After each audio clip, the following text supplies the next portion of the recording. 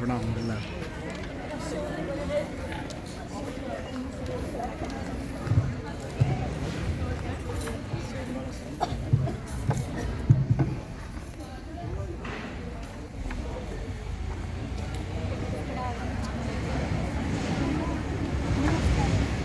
Ini balik main main main balikin ke Mac lari sendiri, balikin ke Mac lari sendiri.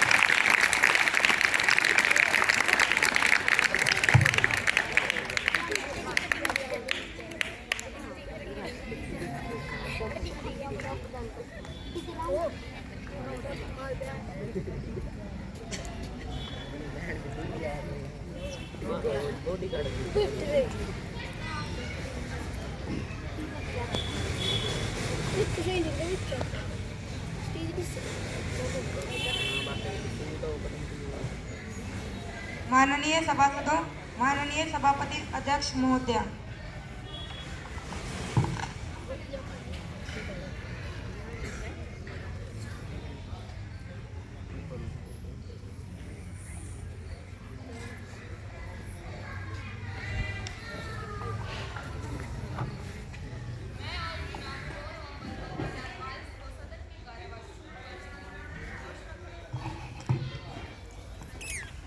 माननीय सांसदों, युवा संसद के इस मानसून सत्र में आप सबका हार्दिक स्वागत है। अब नवनिर्वाचित सदस्यों को शपथ दिलाई जाएगी। महासचिव महोदय। कुमारी रिया, जो कि हिसार लोकसभा क्षेत्र से निर्वाचित हुई हैं, कृपया शपथ ग्रहण करेंगे। कुमारी रिया महोदय, आप शपथ ग्रहण करेंगी या प्रतिज्ञा करेंगी? Oath please. महोदय, आप किस भाषा में शपथ ग्रहण करेंगे? In English.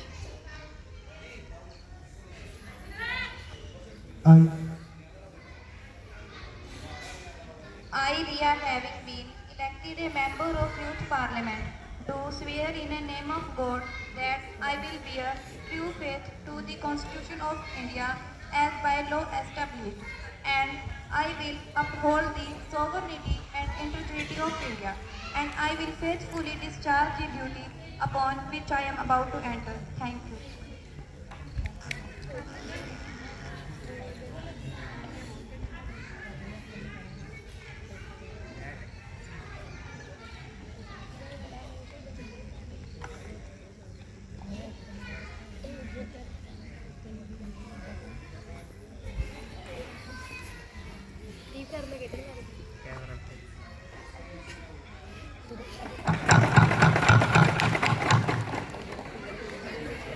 कुमारी पलकी, जो कि पंजाब के संगरूर लोकसभा क्षेत्र से निर्वाचित हुई हैं, कृपया शपथ ग्रहण करेंगे।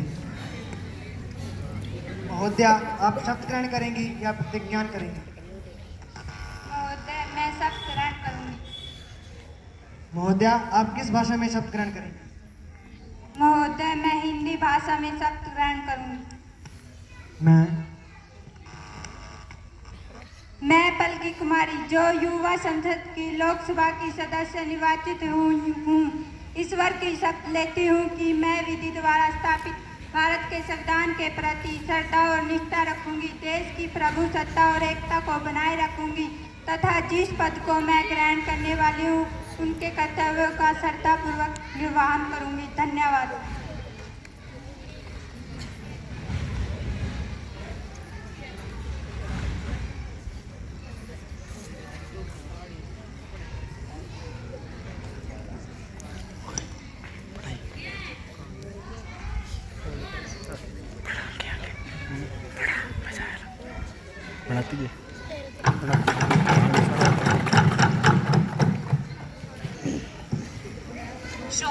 सामान्य सदस्यगणों, यह मेरा कर्तव्य बनता है कि एक दुखद घटना से आप सबको सूचित करूं। समाजवादी पार्टी के नेता श्री मुलायम सिंह यादव का निधन 82 वर्ष की आयु में सांस लेने की दिक्कत तकलीफ से चलते 10 अक्टूबर को हो गया है। वे कर्तव्यनिष्ठ और जनता में लोकप्रिय नेता थे। मैं उनके परिवार के प्रति हार्दिक करती हूँ। भगवान उनकी आत्मा को प्रदान करें। प्रधानमंत्री जी।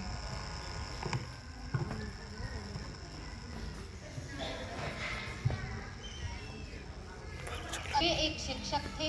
अपने शैक्षणिक सत्र के दौरान उन्होंने कई डिग्रियां प्राप्त की, जैसे MA राजनीतिक विज्ञान और BT। वे एक सच्चे और ईमानदार नेता थे। भगवान उनकी आत्मा को शांति दे। मैं सरकार की ओर से उन्हें श्रद्धांजलि अर्पित करती हूँ। विपक्ष के नेता। धन्यवाद महोदय जी। मैं विपक्ष की ओर से अपने को संयोजित करता हूँ। श्री मुलायम सिंह यादव एक सफल राजनीतिज्ञ थे। उन्होंने दलगत राजनीति से ऊपर उठकर कार्य किया। वे 9 बार सांसद चुने गए। उन्होंने उत्तर प्रदेश के मंत्री के रूप में लगातार 3 कार्यकाल बिताए हैं। वे संयुक्त मोर्चों गठबंधन सरकार के अंतर्गत भारत के रक्षा मंत्री भी रहे हैं। भगवान उनके परिवार को दुख सहन करने की शक्ति प्रदान करे। धन्यवाद महोदय जी। सभी सदस्यों ने उनकी शांति के लिए 2 मिनट का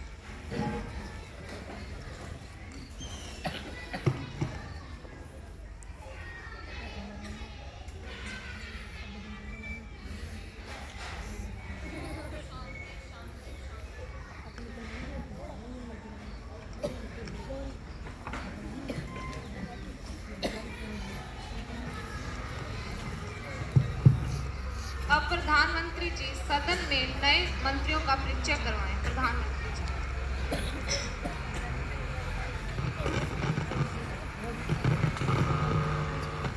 अध्यक्ष महोदय, मुझे यह बताते हुए अति प्रसन्नता हो रही है। हमारे मंत्रिमंडल श्रीमान वह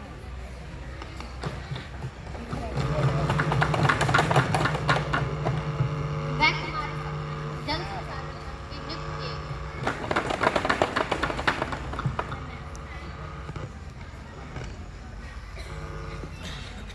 अब प्रश्नकाल आरंभ होता है। प्रश्न संख्या 101 माननीय महोदय जी, मैं आपके माध्यम से सम्मानित मंत्री जी को बताना चाहता हूं कि खाने पीने की चीज़ों में 5% GST लगाने से खाद्य पदार्थ महंगे हो गए हैं।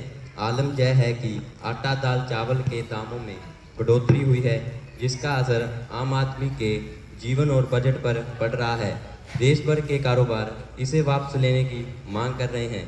क्या माननीय मंत्री जी आप इसके संदर्भ में सरकार की नीतियों को स्पष्ट करने का कष्ट करेंगे? धन्यवाद महोदय। खाद्य आपूर्ति मंत्री जी जवाब दें। माननीय महोदय, मैं आपके माध्यम से सम्मानित सदस्य श्री जसप्रीत सिंह जी को बताना चाहूँगा कि खाद्य पदार्थ पर GST लगाने का फैसला अकेला केंद्र सरकार का नहीं, बल्कि GST परिषद का भी है, जिसमें राज्यों का भी प्रतिनिधित्व है। पैकेट बंद सामान खाद्य पदार्थ पर GST टैक्स को चोरी को रोकने के लिए लगाया गया है। इन पदार्थों पर टैक्स की चोरी हो रही थी, जिसे रोकने के लिए यह प्रक्रिया अपनाई गई। माननीय महोदय, वित्त मंत्री जी द्वारा एक सूची जारी की गई, जिसमें 14 खाद्य पदार्थ सामग्री हैं। अगर इन्हें खुला बेचा जाएगा तो इन पर कर नहीं लगेगा, जैसे दाल, गेहूं, बाजरा, दही, लस्सी जैसी रोज़मर्रा की चीज़ें, और इससे आम जनता को राहत मिले। धन्यवाद महोदय। प्रश्न संख्या 102 श्रीमान धीरज जी।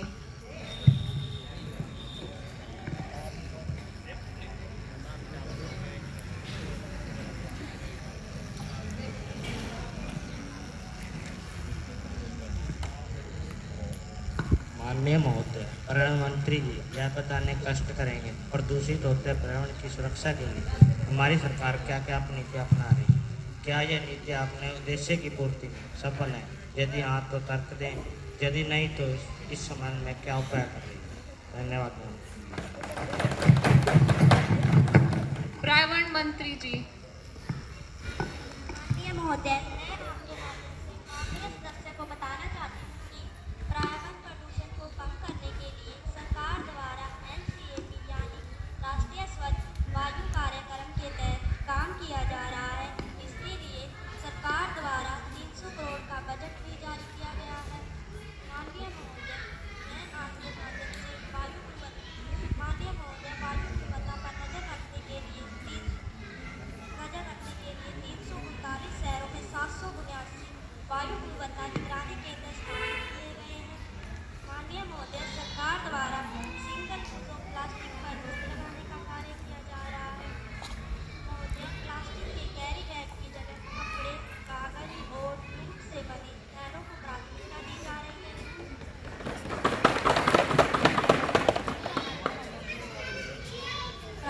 किसानों द्वारा पराली जलाने पर रोक लगाई जा रही है। मंत्रालय ने तो इस संबंध में दिशा निर्देश भी जारी कर दिए गए हैं। माननीय महोदय, वाहन प्रदूषण को कम करने के लिए सरकार द्वारा NCAP यानी राष्ट्रीय CNG तथा इलेक्ट्रिक वाहनों के प्रयोग पर बल दिया जा रहा है। धन्यवाद। प्रश्न संख्या 103 श्रीमान धर्मपाल जी।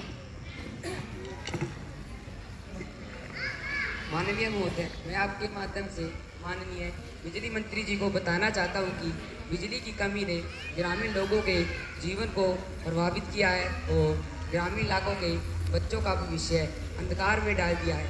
क्या सरकार ने बिजली की पूर्ति के लिए कोई विशेष कदम उठाए जा रहे हैं? यदि उठाए जा रहे हैं तो तर्क दें, यदि नहीं तो कारण। बिजली मंत्री जी। माननीय महोदय, मैं माननीय मंत्री को बताना चाहती हूँ कि बिजली की कमी का सबसे बड़ा कारण देश में कोयले की कमी है, जिसके कारण विभिन्न राज्यों और ग्रामीण क्षेत्र में बिजली की किल्लत का सामना करना पड़ा है। इसके लिए CIL यानी कोल इंडिया लिमिटेड ने कोयला निकालने के लिए सैद्धांतिक रूप 250 अतिरिक्त रैक खरीदने का फैसला किया है। खेतों में 50% सब्सिडी पर सोलर पैनल लगाए जा रहे हैं। माननीय महोदय, इसके साथ साथ ग्रामीण क्षेत्र में कृषि व घरेलू अपशिष्टों को अलग करके संचारण तथा वितरण ढांचे को मजबूत करने के लिए पहले से ग्राम ज्योति योजना शुरू की गई है, जिस पर सरकार ने अनुमानित 43,000 करोड़ रुपए खर्च किए हैं। धन्यवाद। प्रश्न संख्या 104 श्रीमान विशाल कुमार। माननीय महोदय, देश के विभिन्न राज्यों में आवारा कुत्तों द्वारा लोगों को काटे जाने के मामले लगातार सामने आ रहे हैं। विशेषकर केरल व मुंबई में यह एक बड़ा खतरा बन गया है। एक रिपोर्ट के द्वारा पता चला है कि इस साल 1.2 लाख लोगों को आवारा कुत्तों द्वारा काटा गया है। कुत्तों द्वारा स्कूल में जाते बच्चों और गली मोहल्लों से गुजरते लोगों को काटा जा रहा है। 20वीं प्रशिक्षण जनगणना के अनुसार देश भर में 1,53,00,000 आवारा कुत्ते हैं। माननीय महोदय, मैं आपके माध्यम से माननीय मंत्री जी से यह जानना चाहता हूं कि इस समस्या के समाधान के लिए सरकार द्वारा क्या क्या तर्कसंगत उपाय किए जा रहे हैं। धन्यवाद महोदय। डेयरी एवं पशुपालन मंत्री जी। माननीय महोदय, मैं आपके माध्यम से माननीय मंत्री जी को बताना चाहूँगी कि सरकार द्वारा 20 सितंबर से 20 अक्टूबर के बीच पशु टीकाकरण अभियान चलाया गया था और इसके लिए स्थानीय संस्थाओं को धन आवंटित किया गया है। माननीय महोदय, पालतू कुत्तों का रजिस्ट्रेशन अनिवार्य किया गया है और ऑनलाइन रजिस्ट्रेशन की भी व्यवस्था की गई है। महोदय, रजिस्ट्रेशन न कराने पर 5,000 रुपये का जुर्माना भी लगाया जा सकता है और इसे अपराध की श्रेणी में रखा गया है। माननीय महोदय, इसके साथ साथ सरकार ने इस संबंध में विभिन्न दिशा निर्देश जारी किए हैं, जैसे कि अपार्टमेंट में कुत्तों के खाने का स्थान निश्चित करना, कुत्तों को सार्वजनिक स्थानों पर घुमाने के समय उनके मुंह पर जाली लगाई जाए आदि। धन्यवाद महोदय। प्रश्न संख्या 105 कुमारी सोनिया। माननीय महोदय, मैं आपके माध्यम से माननीय मंत्री जी से पूछना चाहती हूँ कि केंद्रीय कर्मचारियों के लिए 8वें वेतन आयोग को समय पर गठित करने का सरकार का क्या विचार है, ताकि इसे 1 जनवरी 2026 को समय पर लागू किया जा सके। क्या सरकार द्वारा बढ़ती हुई महंगाई को देखते हुए कर्मचारियों की वेतन के वृद्धि के लिए अन्य उपाय किए जा रहे हैं? धन्यवाद महोदय। वित्त राज्य मंत्री जी। माननीय महोदय, मैं आपके माध्यम से माननीय मंत्री जी को बताना चाहूँगा कि अभी 8वें वेतन आयोग संबंधी कोई भी प्रस्ताव विचाराधीन नहीं है। महोदय, 7वें आयोग की सिफारिश के मुताबिक केंद्र सरकार को कर्मचारियों व पेंशनधारकों को दी जाने वाली सैलरी इनकम भत्ते तक के लिए 10 वर्ष तक इंतजार करने की कोई आवश्यकता नहीं होनी चाहिए। इसके स्थान पर पे मैट्रिक्स की शिक्षा पर कार्य होना चाहिए। महोदय, सरकार ने ऐसी योजना बनाने का प्रयास कर दिया है जिसमें 50% से ज़्यादा डीए होने पर सैलरी ऑटोमेटिक रिवाइज हो जाएगी। इसके लिए सरकार भविष्य में पे ऑटोमेटिक सिस्टम बनाने का प्रयास कर रही है। इसके साथ साथ बढ़ती हुई महंगाई से राहत देने के लिए हर 6 महीने बाद यह संशोधित किया जाता है।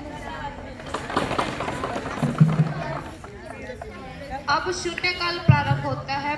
श्रीमान जसविंदर जी अपना मुद्दा उठाएं। माननीय महोदय, मैं आपके माध्यम से माननीय मंत्री जी को परिचित करना चाहता हूं कि देश के विभिन्न इलाकों में लंपी वायरस पशुओं पर काल बनकर टूट रहा है। भारत के भिन्न राज्यों जैसे उत्तर प्रदेश, राजस्थान, पंजाब, गुजरात, हरियाणा, हिमाचल प्रदेश आदि राज्यों में यह वायरस पांव पसार चुका है और इस बीमारी के कारण देश को गोधन का भारी नुकसान पहुंचा है। अब तक 50,000 पशुओं की मौत हो चुकी है। अतः मेरा सरकार से आग्रह है कि इस समस्या को गंभीरता से लेते हुए कुछ उचित कार्य योजना बनाएं ताकि पशुपालकों को राहत पहुंचाई जा सके। धन्यवाद महोदय। कुमारी कनिका अपना मुद्दा उठाएं। माननीय महोदय, मैं आपके माध्यम से सदन को परिचित करवाना चाहती हूँ कि आज के डिजिटल युग में सोशल नेटवर्किंग वेबसाइट संपर्क की अद्भुत मिसाल प्रस्तुत करता है। वहीं इसी से साइबर अपराध भी दिन प्रतिदिन बढ़ते जा रहे हैं, जिनमें निजता का उल्लंघन, पहचान की चोरी, व्यक्तिगत आंकड़े चुराना और फेसबुक, ट्विटर अकाउंट हैक करना सम्मिलित है। माननीय महोदय जी, 21वीं सदी में डाटा को भविष्य की मुद्रा माना जा रहा है। अंत में मेरा सरकार से अनुरोध है कि डाटा संप्रभुता और सुरक्षा को बनाए रखने के लिए उचित कदम उठाए जाए। धन्यवाद महोदय।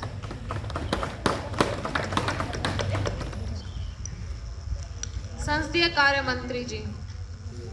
महोदय, मैं इस मामले से संबंधित मंत्री को अवगत करवाऊंगी। धन्यवाद। माननीय सदस्यगणों, मुझे यह घोषणा करते हुए अति प्रसन्नता हो रही है कि चीन के विदेश मंत्री वांग पी एक अपने शिष्टमंडल के साथ भारत यात्रा पर इस यात्रा से भारत और चीन के संबंध में सकारात्मकता आएगी। हम उनका स्वागत करते हैं और अपने देश में उनकी सुखद यात्रा की कामना करते हैं। धन्यवाद।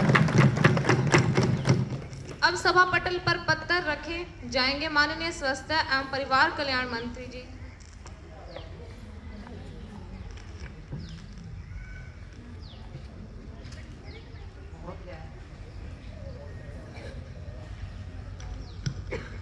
महोदय, आपकी अनुमति में खाद्य अपमिश्रण रोकथाम अधिनियम 1954 के तहत किए गए प्रावधान व प्रक्रियाओं संबंधी सूचनाओं को सभा पटल पर रखता हूँ। धन्यवाद। अब हम ध्यान आकर्षण प्रस्ताव पर चर्चा करेंगे। श्रीमान करणवीर जी।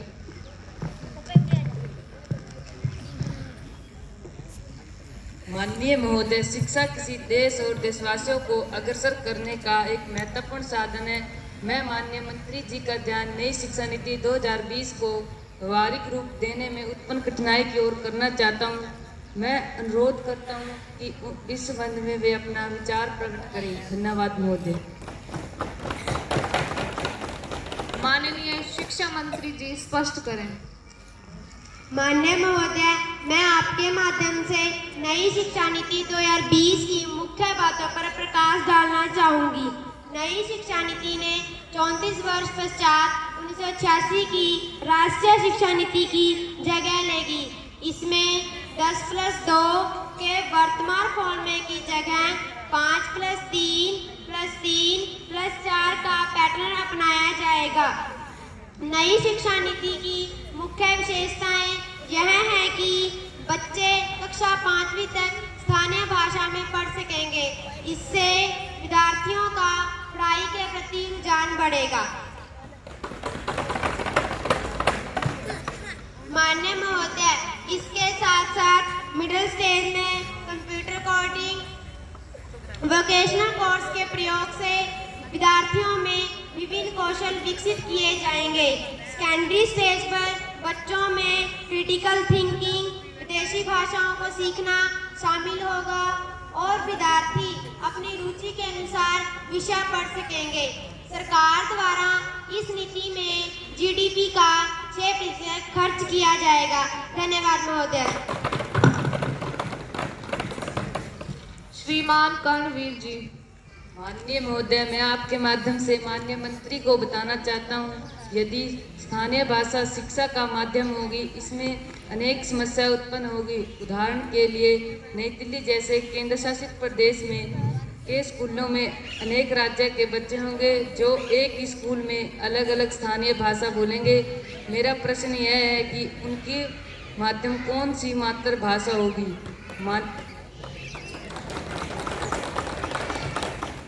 माननीय महोदय, यदि 2017 और 18 के आंकड़ों को उठाया जाए तो शिक्षा पर केवल 2.7% ही खर्च किया था, परंतु नई शिक्षा नीति में 6% खर्च करने की बात काल्पनिक प्रतीत होती है। माननीय महोदय, शिक्षा का विषय समवर्ती सूची में है, जिस पर कानून केंद्र और राज्य दोनों मिलकर बनाते हैं, परंतु नई शिक्षा नीति में टीचर प्रोग्राम और सिलेबस एक ही केंद्रीय व्यवस्था द्वारा तैयार होगी, जो हमारी केंद्रीय व्यवस्था संघीय व्यवस्था पर एक बड़ी चोट है। धन्यवाद महोदय। माननीय शिक्षा मंत्री जी स्पष्ट करें। माननीय महोदय, मैं आपके माध्यम से सम्मानित मंत्री जी को बताना चाहूँगी कि स्थानीय भाषाओं के साथ साथ विद्यालयों में अंग्रेजी भाषा में पढ़ाने की भी छूट दी जाएगी। इसलिए स्थानीय भाषा की समस्या पैदा ही नहीं होगी। रही बात शिक्षा पर खर्च करने की, तो सरकार द्वारा अभी से ही इस नीति में कार्य योजना शुरू कर दी गई है। माननीय महोदय, प्राइवेट स्कूल द्वारा मनमानी फीस पर इस नीति में लगाम लगाई जाएगी। माननीय महोदय, इस नीति में विद्यार्थी की पढ़ाई यदि किसी कारण से बीच में छूट जाती है तो उसकी पहले की पढ़ाई बेकार नहीं जाएगी। 1 साल के बाद सर्टिफिकेट, दूसरा साल पूरा होने पर डिप्लोमा और तीसरा वर्ष होने पर डिग्री का प्रावधान दिया जाएगा। नई शिक्षा नीति में विदेशी यूनिवर्सिटी को भारत में अपनी ब्रांच खोलने की भी अनुमति मिलेगी। इसमें दुनिया की टॉप 50 यूनिवर्सिटी को शामिल किया जाएगा। इसका फायदा यह हुआ कि भारतीय विद्यार्थियों को अपनी पढ़ाई पूरी करने के लिए देशों में जाने की आवश्यकता नहीं होगी। अतः मैं यही कहना चाहूँगी कि नई शिक्षा नीति को लागू करने की सभी योजनाएं पूरी कर ली गई हैं और हम सफलता की ओर कदम बढ़ा रहे हैं। धन्यवाद महोदय। अब विधायी कार्य शुरू होता है। महिला एवं बाल विकास मंत्री जी।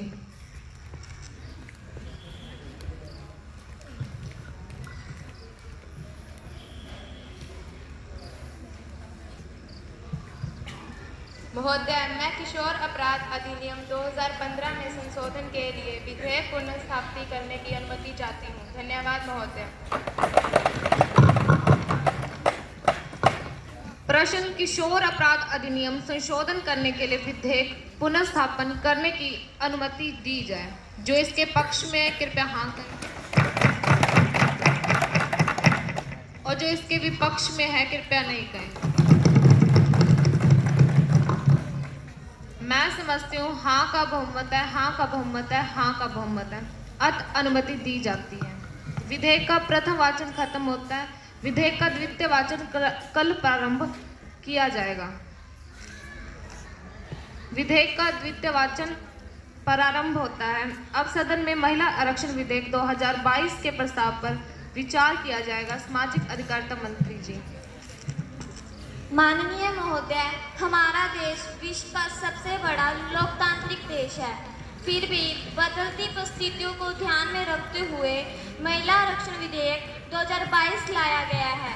इस विधेयक की कुछ मुख्य बातें हैं। महिलाओं को विधानसभा में 1/3 प्रतिनिधित्व प्रदान करवाना, महिलाओं की राजनीतिक व कानून निर्माण प्रक्रिया में अहम भूमिका निभाना, महिलाओं को आत्म प्रतिनिधित्व व आत्म निर्णय का अधिकार प्रदान करवाना। अध्यक्ष महोदय, आज़ादी के 75 वर्षों के बाद भी महिलाओं की राजनीति में 10% से कम भागीदारी रह रही है। अध्यक्ष महोदय, आरक्षण ही तो एक ऐसा उपाय है जिसके द्वारा महिलाओं की राजनीति में भागीदारी बढ़ेगी। अध्यक्ष महोदय, संविधान के 73वें व 74वें संवैधानिक संशोधन के द्वारा स्थानीय संस्थाओं में महिलाओं को आरक्षण दिया गया है। अब जिसे बढ़ाकर 50% भी कर दिया गया है। अध्यक्ष महोदय, अब समय आ गया है कि ग्राम पंचायत की तर्ज पर राज्य विधानमंडल में भी महिलाओं को आरक्षण दिया जाए। धन्यवाद महोदय। श्रीमान मुकेश जी। माननीय मंत्री जी, मैं आपके माध्यम से माननीय महोदय जी, मैं आपके माध्यम से माननीय मंत्री जी को परिचित कराना चाहूँगा। महोदय जी, इस बात में कोई दो राय नहीं है कि इस विधेयक से महिलाओं की राजनीतिक में भागीदारी बढ़ेगी और मुझे पूरा विश्वास है कि सदन का प्रत्येक व्यक्ति, चाहे वह किसी भी दल का हो, इसे पूरा समर्थन देगा। लेकिन महोदय, क्या वास्तव में इससे महिला सशक्तिकरण संभव है? जैसा कि मंत्री जी ने बताया कि 73वें व 74वें संशोधन में महिलाओं के लिए 1/3 सीटें आरक्षित की गई हैं तथा कुछ राज्यों में इसे बढ़ाकर 50% भी कर दिया गया है, लेकिन व्यवहारिक स्थिति कुछ और ही है। महोदय, जैसी स्थिति हमारे समाज में विद्यमान है उसमें आरक्षण से महिलाओं का सशक्तिकरण संभव नहीं है। आज भी महिलाएं अशिक्षित हैं, उनमें राजनीतिक चेतना का अभाव है और वह विभिन्न कार्यों के लिए पुरुषों पर निर्भर रहती हैं। इसलिए मैं कहना चाहूँगा कि कठपुतली सरकार तैयार करने की बजाय महिलाओं को शिक्षित व जागरूक करना चाहिए तथा उन्हें व्यवहारिक व राजनीतिक जीवन की जानकारी देने का प्रयत्न करना चाहिए। धन्यवाद महोदय। माननीय सामाजिक अधिकारिता मंत्री जी। माननीय महोदय, माननीय सदस्य महिला विरोधी है। सरकार की मंशा केवल कुछ सीटें महिला आरक्षण को देकर कठपुतली सरकार बनाना नहीं है कि जिसकी बाकी डोरी किसी पुरुषों के हाथ में हो रही हो तथा बात महिला सशक्तिकरण की भी की जाए तो सरकार लगातार कार्य कर रही है। सरकार बेटियों को शिक्षित करने के साथ साथ उन्हें आत्मनिर्भर बनाने का भी प्रयास कर रही है। सरकार ने बेटियों के लिए बेटी बचाओ बेटी पढ़ाओ का अभियान भी चलाया है। आज जो महिला हैं वे उच्च पदों पर विराजमान हैं। अध्यक्ष महोदय, मैं आशा करती हूं कि सदन के सभी सदस्य अपने दलीय मतभेदों को भूलकर और जन भावना को देखते हुए इस विधेयक में अपना पूरा समर्थन देंगे। धन्यवाद महोदय। श्रीमान निखिल जी। माननीय महोदय जी, सबसे पहले तो मुझे सदन में बोलने की अनुमति प्रदान करने के लिए धन्यवाद। महोदय, सत्ता पक्ष द्वारा विधानसभा में महिला आरक्षण का जो मुद्दा उठाया जा रहा है, क्या यह वास्तव में बिल पास होने से महिलाओं को विधानमंडल में आरक्षण मिलेगा? अगर महिलाओं को विधानमंडल में आरक्षण मिलेगा तो आर्थिक व सामाजिक रूप से संपन्न महिलाएं विधानमंडल में आएंगी और गरीबी व अल्पसंख्यक महिलाओं को मौका नहीं मिलेगा। महोदय, हमारे देश में रानी लक्ष्मीबाई व कल्पना चावला और इंदिरा गांधी जैसे वीर महिलाएं रही हैं। अंत मैं कहना चाहूँगा कि कुशल व शिक्षित महिलाओं को कोई आवश्यकता नहीं है। अगर योग्यता है तो वह अपने बलबूते पर विधायिका में स्थान प्राप्त कर लेंगी। धन्यवाद महोदय। प्रधानमंत्री जी। अपने कर्तव्य संग नारी भर रही उड़ान, अपने कर्तव्य संग नारी भर रही उड़ान, ना कोई शिकायत ना कोई थकान, ना कोई शिकायत ना कोई थकान, यही है नारी की पहचान, यही है नारी की पहचान। माननीय महोदय, मैं सामाजिक अधिकारिता मंत्री जी द्वारा पेश विधानमंडल महिला आरक्षण 2022 का समर्थन करते हैं। अध्यक्ष महोदय, इसमें कोई दो राय नहीं है कि हमारे देश की महिलाएं कार्यकुशल और योग्य हैं और हम यह भी जानते हैं कि भारत एक पुरुष प्रधान देश है। यहाँ पर महिलाओं को अपना महत्व साबित करने के लिए कई कठिनाइयों का सामना करना पड़ता है और वे लगातार संघर्ष करती रहती हैं। अब आप ही बताएं कि यदि महिलाओं को आरक्षण मिल जाता है तो क्या उन्हें अपने संघर्ष में थोड़ी मदद नहीं मिलेगी? धन्यवाद। श्रीमान जसविंदर जी। महोदया, क्या हमारी सरकार ने यह कभी सोचा है कि महिलाओं की राजनीति में इतनी कम भागीदारी क्यों है? आखिर क्यों उन्हें आरक्षण की आवश्यकता है? महोदया, बड़ा ही साधारण सा जवाब है, महिलाओं का पिछड़ापन। लेकिन क्या हम जानते हैं कि उनके पिछड़ेपन के लिए हम खुद जिम्मेवार हैं? हमारी सोच समाज की कमजोर मानसिकता और लिंग भेदभाव आदि। अतः अगर महिलाओं का पिछड़ापन दूर करना है तो सबसे पहले सरकार द्वारा इन सामाजिक कारणों व बुराइयों को दूर करना हो, तभी महिला सशक्तिकरण संभव है। धन्यवाद महोदय। सामाजिक अधिकारिता मंत्री जी।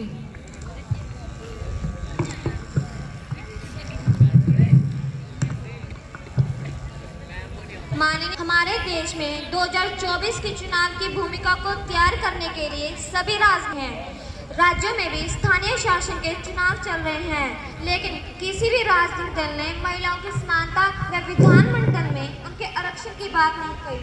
लेकिन महोदय, हमारी सरकार इस मुद्दे पर पूरी तरह जागरूक है। अध्यक्ष महोदय, मैं अपने विपक्ष साथी की बात से पूरी तरह सहमत हूँ कि महिलाओं के पिछड़ेपन का कारण हमारे समाज की कमजोर मानसिकता है।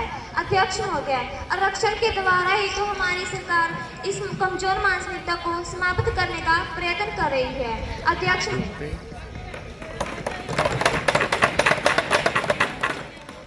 महोदय, मैं सिर्फ इतना ही कहना चाहती हूँ कि महिला आरक्षण एक मौके की तरह है जिसके द्वारा महिलाओं को प्रगति के रास्ते पर लाया जा सकता है।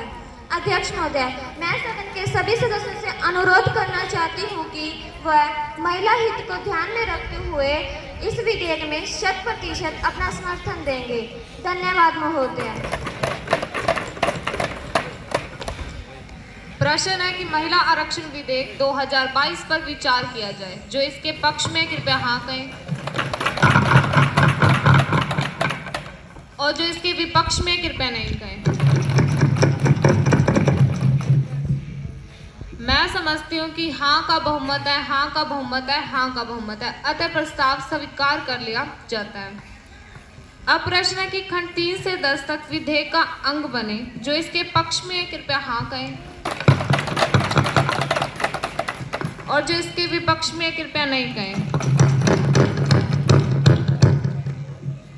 मेरा विचार है कि हाँ का बहुमत है, हाँ का बहुमत है, अतः प्रस्ताव स्वीकार कर लिया जाता है। खंड 3 से 10 तक विधेयक का अंग बन चुके हैं।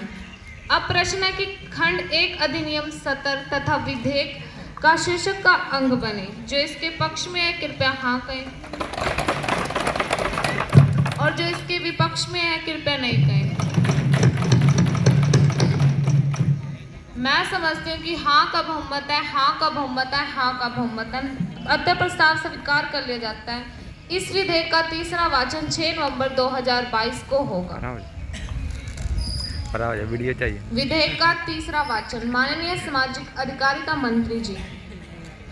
अध्यक्ष महोदय, मैं प्रस्ताव करती हूँ कि महिला आरक्षण विधेयक 2022 पारित किया जाए। धन्यवाद महोदय। प्रस्ताव पेश किया गया है कि विधेयक को पारित किया जाए। जो इसके पक्ष में कृपया हाँ कहें और जो इसके विपक्ष में कृपया नहीं कहें। मैं समझती हूँ कि हाँ का बहुमत है, हाँ का बहुमत है, हाँ का बहुमत है, अतः प्रस्ताव स्वीकार कर लिया जाता है। महासचिव जी इस विधेयक को ऊपरी सदन में आवश्यक कार्रवाई हेतु भेज दें। जी महोदय। हमारी युवा संसद समापन की ओर है। अब सभी सदस्यों से निवेदन है कि वे राष्ट्रगान के लिए अपने अपने स्थान पर खड़े हो जाएं। खड़े हो जाओ।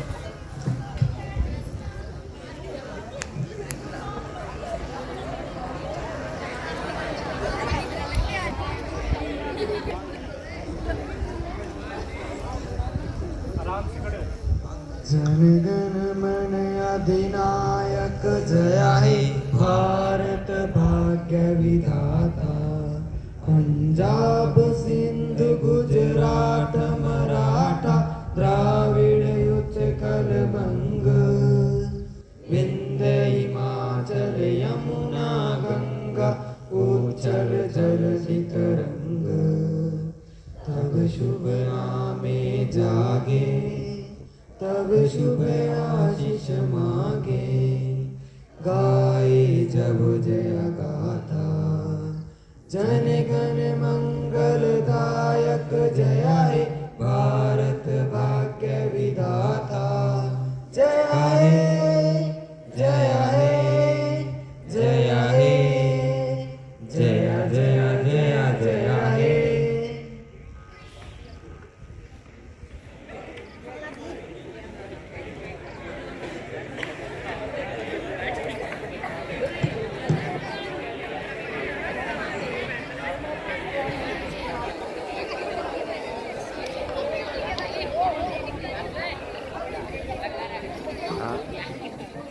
ओ